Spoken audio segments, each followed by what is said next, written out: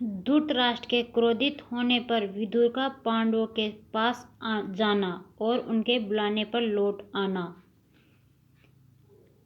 जनमेजय जी कहते हैं, जब पांडव वन में चले गए तब प्रज्ञाचक्षु धृतराष्ट्र के चित्त में बड़ी उद्ग्रीवता और जलन होने लगी। उन्होंने परम ज्ञान संपन्न धर्मात्मा विदुर को बुलाया और उनसे कहा, भाई विदुर, तुम्हारी बुद्धि महात्मा शुक्राचार्य के समान शुद्ध है। तुम सूक्ष्म से सूक्ष्म और श्रेष्ठ धर्मों का सूक्ष्म समझते हो।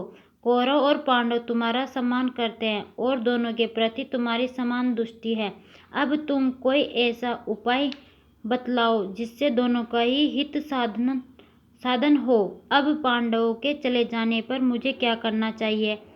प्रजा किस प्रकार हम लोगों से प्रेम करे, पांडव भी क्रोधित होकर हम लोगों की कोई हानि न कर सके, ऐसा उपाय तुम बतलाओ।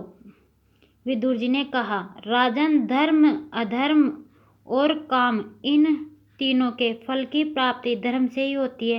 राज्य की जड़ है धर्म। आप धर्म में स्थित होकर पांडवों की और अपने पुत्रों की रक्षा कीजिए। आपके पुत्रों ने शकुनी सलाह से भरी सभा में धर्म का तिरस्कार किया, क्योंकि सत्यसंध युधिष्ठिर को कपट घूत से हराकर उन्होंने उनका स्वसर छीन लिया है। यह बड़ा अधर्म हुआ। इसके निवारण का मेरी दृष्टि में एक ही उपाय है। जैसा करने से आपका पुत्र पाप और कलंक से छूटकर प्रतिष्ठा प्राप्त करेगा, वह उपाय यह है, आपने पांडवों को जो कुछ छीन लिया है वह सब उन्हें दे दिया जाए। राजा का यह परम धर्म है कि वह अपने हक में ही संतुष्ट रहे, दूसरे का हक न चाहे। जो उपाय मैंने बतलाया है उससे आपका लाछन छूट जाएगा, भाई भाइयों में फूट नहीं पड़ेगी और धर्म भी नहीं होगा। यह काम आपके लिए सबसे बढ़कर है कि आप पांडवों को संतुष्ट करें और शकुनी का अपमान करें। यदि आपके पुत्रों का सौभाग्य तनिक भी शेष रह गया हो तो शीघ्र से शीघ्र यह काम कर डालना चाहिए। यदि आप मोहवंश ऐसा नहीं करेंगे तो सारे कुरुवंश का नाश हो जाएगा। यदि आपका पुत्र दुर्योधन प्रसन्नता से पांडवों के साथ रहना स्वीकार कर ले तब तो ठीक ही है, अन्यथा परिवार और प्रजा के सुख के लिए उस कलंका और दुरात्मा कैद करके युधिष्ठिर को राज सिंहासन पर बैठा दीजिए। युधिष्ठिर के चित्त में किसी प्रति राग द्वेष नहीं है, इसलिए वे ही धर्मपूर्वक पृथ्वी का शासन करें। यदि सब लोग मेल मिलाप से रह सके तो पृथ्वी के सभी राजा हमारे सामने वैश्यों के समान सेवा करने के लिए उपस्थित हो। दुशासन भरी सभा में भीष्मसेन और द्रौपदी क्षमा याचना करे। आप युधिष्ठिर को सांत्वना देकर राज सिंहासन पर बैठा दे। और तो क्या कहूँ, बस आप इतना करने से कर्तव्ययुक्त हो जाएंगे। धृतराष्ट्र ने कहा, विदुर, यह तुम क्या कह रहे हो? तुम पांडवों का हित चाहते हो और मेरे पुत्रों का अहित। मेरे मन में तुम्हारी बात नहीं बैठती। तुम बार बार पांडवों के पक्ष ही बात कहते हो। भला मैं उनके लिए अपने पुत्रों को कैसे छोड़ सकता हूँ? विदुर, मैं तो तुम्हारा इतना सम्मान करता हूँ और तुम मेरे पुत्रों का अहित चाहते हो। अब तुम्हारी कोई आवश्यकता नहीं है। तुम्हारी इच्छा हो तो यहाँ रहो अथवा चले जाओ। इतना कहकर धृतराष्ट्र उठ खड़े हुए और झटपट महल चले गए। धृतराष्ट्र की यह दशा देखकर विदुर ने कहा, अब कौरव कुल का नाश अवश्य भावी है। ऐसा कहकर उन्होंने पांडवों से मिलने के लिए यात्रा कर दी। यूं तो विदुर के चित्त में सदा ही पांडवों से मिलने की लालसा बनी रहती थी, परंतु आज धृतराष्ट्र के व्यवहार से उन्हें उसको पूरा करने का अवसर मिल गया और उन्होंने एक रथ पर सवार होकर कामयक वन की यात्रा कर दी। उनके शीघ्रगामी घोड़ों ने थोड़े ही समय में उन्हें वहां पहुंचा दिया। उस समय धर्मात्मा युधिष्ठिर ब्राह्मणों को भाइयों और द्रौपदी के साथ बैठे हुए थे। उन्होंने देखा और दूर से ही पहचान लिया कि विदुर जी बड़ी शीघ्रता से हमारे पास आ रहे हैं। युधिष्ठिर ने भीमसेन से कहा, भाई पता नहीं कि इस बार विदुर जी यहाँ आकर हम लोगों से क्या कहेंगे। तदनंतर पांडव को उठकर विदुर जी की अगवानी की, स्वागत सत्कार किया। विदुर जी की भी यथायोग्य सबसे मिले। विश्राम के अंतर पांडवों ने उनके पधारने का कारण पूछा। तब उन्होंने धृतराष्ट्र के व्यवहार का वर्णन किया।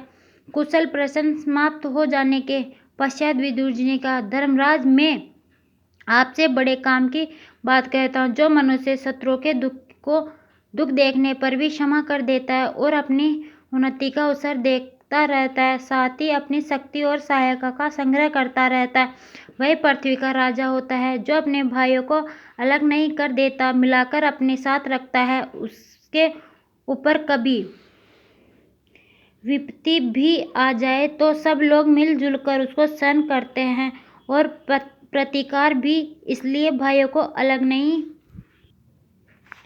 करना चाहिए, भाइयों के साथ सच्ची और महत्वपूर्ण बात ही करनी चाहिए और ऐसा व्यवहार करना चाहिए जिससे किसी को कुछ शंका न हो। जो स्वयं खाए वही अपने भाइयों को भी साथ बैठाकर खिलावे।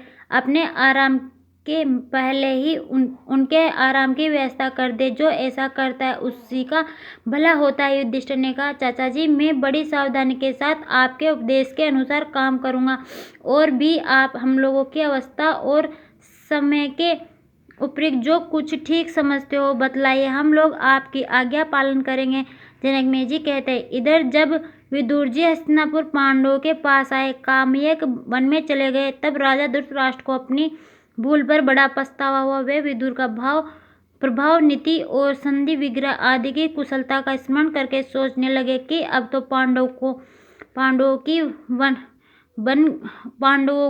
की बन गई, उन्हीं की बढ़ती होगी। धृतराष्ट्र व्याकुल हो गए और भरी सभा में राजाओं के सामने ही मूर्छित होकर गिर पड़े। जब होश हुआ तब उन्होंने उठकर संजय से कहा, संजय, मेरा प्यारा भाई विदुर मेरा परम हितैषी और धर्म की रक्षा साक्षात मूर्ति है, उसके बिना मेरा कलेजा फट रहा है। मैंने ही क्रोधवश होकर अपने निरपराध भाइयों को निकाल दिया है। तुम जल्दी जाकर उसे ले आओ। विदुर के बिना मैं जी नहीं सकता, मैं प्राणों की रक्षा करो। धृतराष्ट्र की आज्ञा स्वीकार करके संजय ने कामयक वन की यात्रा की। कामयक वन में पहुंचकर संजय ने देखा कि धर्मराज युधिष्ठिर मृगशाला ओढ़े अपने भाई और विदुर जी के साथ हजारों ब्राह्मणों के बीच में बैठे हुए हैं। वे संजय प्रणाम किया और पांडवों ने उनका यथोचित सत्कार, विश्राम और कुशल मंगल के पश्चात संजय ने अपने आने का कारण बतलाते हुए कहा, विदुर जी, राजा धृतराष्ट्र आपकी याद कर रहे हैं। आप हस्तिनापुर में चलकर उन्हें दर्शन दीजिए और उनके प्राणों की रक्षा कीजिए। विदुर जी ने संजय के कथानुसार पांडवों से अनुमति ली और फिर हस्तिनापुर लौट आए। विदुर जी से मिलकर धृतराष्ट्र की बड़ी प्रसन्नता हुई। उन्होंने कहा, मेरे प्यारे भाई, तुम्हारे कोई अपराध नहीं है। ये बड़े सौभाग्य की बात है कि तुम सकुशल लौट आए। वहाँ मेरी याद तो आती थी।